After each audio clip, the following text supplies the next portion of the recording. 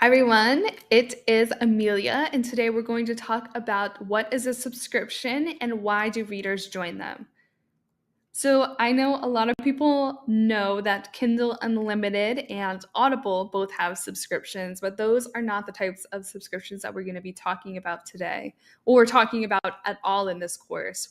What we're referring to when we say subscriptions or memberships are basically reoccurring payments that a reader makes directly to an author. And so there's not really going to be a middleman between a reader and author like there is on Amazon or KU, where Amazon takes all of the money and splits it up afterwards. The money that the reader gives you is yours. These types of subscriptions can happen on a variety of different bases, and one of them is monthly. So, reader can pay monthly for your subscription and you provide content monthly. Another one is annual, where they pay a whole bunch up front and then they get charged every single year.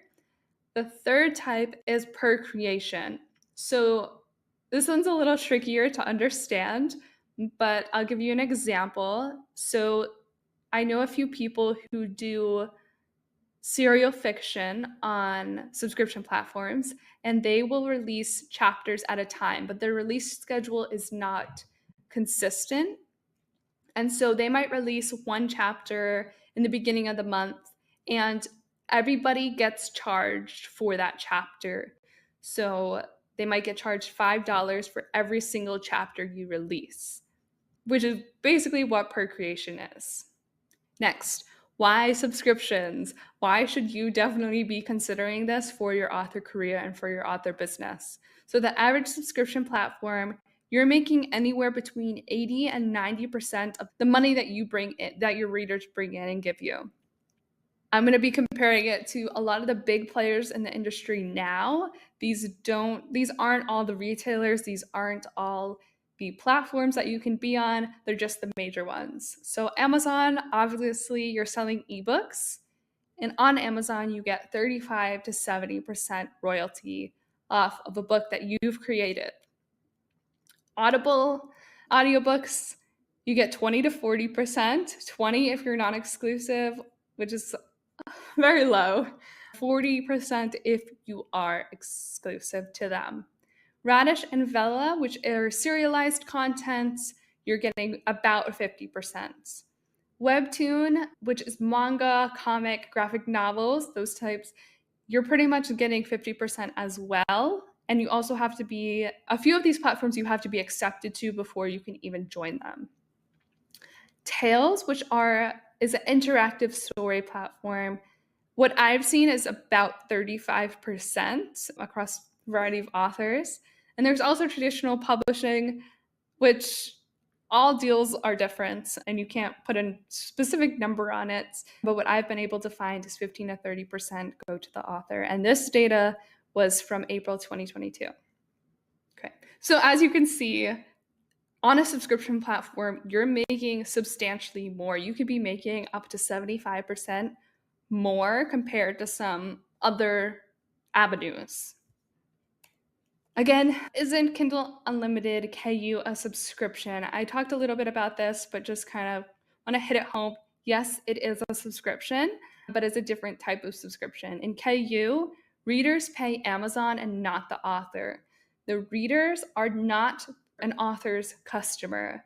Your readers can be your readers, but you don't have any of the data on them. You don't have their email. You don't have direct communication with them at all. You can't even process their refunds. Amazon gives them their refunds if they request one.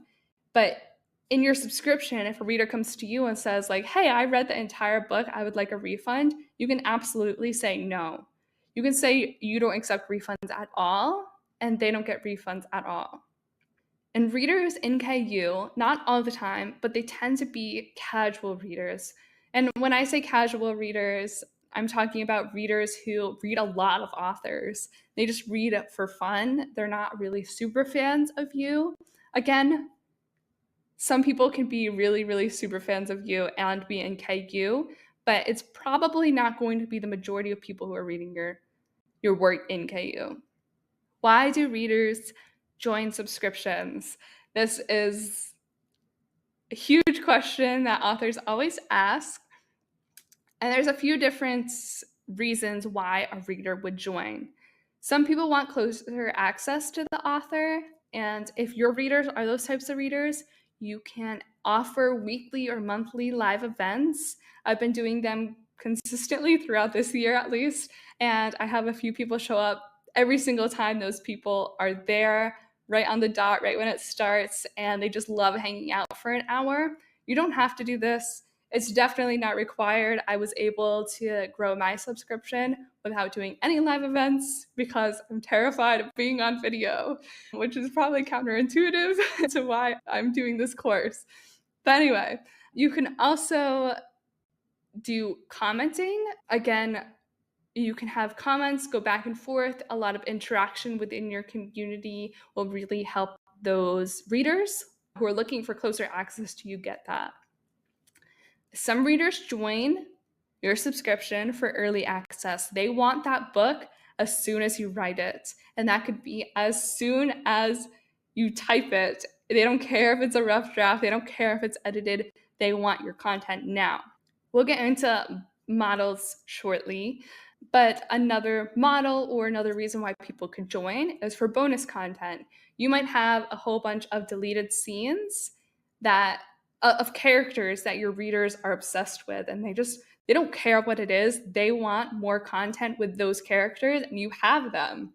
And so might as well use them somewhere, add them to your subscription. People love them. People also really enjoy character interviews. So something else you can think about when thinking about how to create your subscription or what to offer. Other content is exclusive content. These are special edition covers you can do. I know Kay Webster does special edition covers and she rocks it.